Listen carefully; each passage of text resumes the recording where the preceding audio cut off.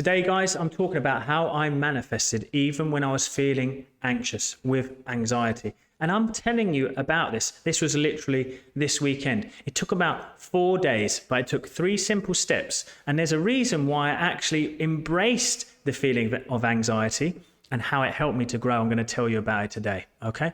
So, guys, are you suffering with anxiety but still believing in manifestation?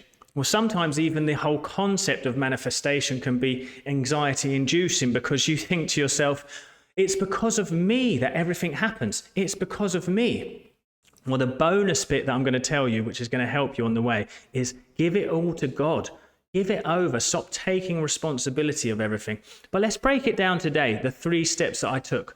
So this weekend, I had an ego death. I had what I would call an ego death. And it's because I've been taking chances in life. Now, if you're someone who has been wanting to grow, doing this, but you keep getting pulled by the past or worried about the future, you have to understand that there is something going on here. When your spirit wants to soar, it's going to start to put things out there to you. It's going to say, look at what's going on. Or it's going to sometimes put you through challenges that make you face the part of the ego that doesn't want to grow. So, for example, my challenge was I've moved country, certain things have to be done, certain things had to be paid, this had to be done, and I started to feel like I was letting it all collapse in. You know, this is someone who's been working with themselves for a long time. So don't feel like you are doing badly if you have some anxiety right now. There's no coach out there besides maybe Eckhart Tolle and Michael Singer who don't face these things. You know, if you're not fully enlightened, you're going to face these things, okay? So the point here is this: say to yourself, it's okay, I'm not perfect, okay? So I started to decide in step number 1 that anxiety is something that is on me, not something that is me. I wasn't anxious. It was my body having reactions, my ego trying to make me feel something. You see, my ego is trying to make me feel small because I'm about to step into something big. So it says, feel small. Get scared. Let me make you smaller so I can put you back. And actually, it started to even have a voice. Go back where we were. It was safe there. Luckily, through what I have learned and discovered, I realized the voice and the sensation are the illusion. They're not truth, okay? It's trying to make me go backwards or make myself diminish because I feel small.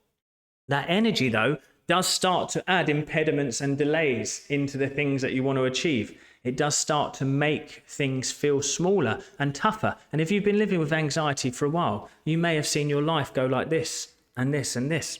I've been there where I've had food intolerances, hair loss, problems with everything, because the energy of anxiety started to make me feel smaller and smaller and smaller. Number 2, and I've already touched on this already, it is actually your spirit wanting to soar, but your ego is scared. It wants you to grow. So you're going into this step, guys. You're about to jump into a step of life. You're about to bring something into your life that is going to be big, life-changing, and amazing. Maybe you're about to start that business. Maybe you're about to move country. Maybe you're about to have that relationship come into your life.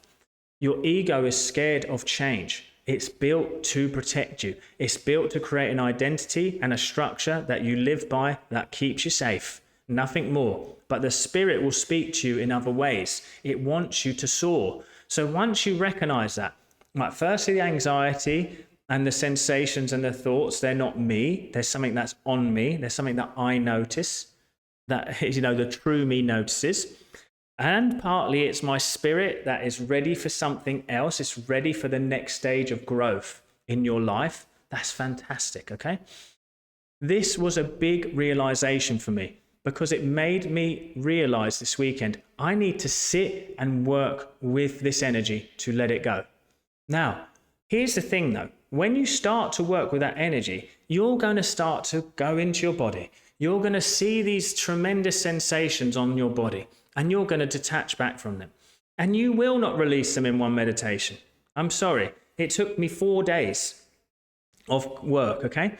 But I'm going to tell you exactly what I did. I'd sit with it in the morning, and I was looking after my kids by myself. So I'd sit with it in the morning, I'd let it go. And then on that Friday, I was like, do you know what, kids? You're alone with dad this weekend. There's only the 2 boys. you're having a day off school. And we went to Dino Park, okay? And we went to the park and I just enjoyed their childlike innocence. Again, I'd let go, were doing that with them, the childlike innocence, spending freely. It just felt lovely, okay? And so take some action in your outside world to just feel good for a bit, okay? Then again, we come back, we're in the pool, and I would notice sometimes I would go out of presence a little bit, but again, it's work with it constantly. It's something that's on me. It's not truth, something that is on me. So the next thing then, okay, this was it. So we started to have this beautiful weekend. There were such moments of joy, such moments of fun, of let's do it. We went to another night, we went out for dinner, and we went there when it was nice and cool in the evening. Now, I know a lot of you may be like, well, what if the problem is I just cannot afford that? I cannot do it. It doesn't matter what you do. Get out into life and have some fun. I'm going to tell any business owner who's watching this, who's anxious, right? Go away from your business, go and have some fun. Take your wife, take your friends, whoever it is, your children, take them out and have a laugh. You're going to thank me later. The biggest part here, though, is often when we're anxious, right, you're going to say to yourself, if I get the money, then I'll be okay. Well, you just need to look at your Jim Carreys. You need to look at everyone who says, I wish everyone could have fame, fortune, and realize it doesn't make them feel enough. It's not the money you're looking for. Underneath it all, your body's asking you to come back to peace. That's the key. It wants balance. It wants peace. It wants serenity. It wants calmness, my friend. So I'm going to tell you the next final step was to find peace behind the chaos of what my body was doing. Well, the most beautiful part of that is after I did this, honestly, the week before, impediments, delays, hardship, force, trying.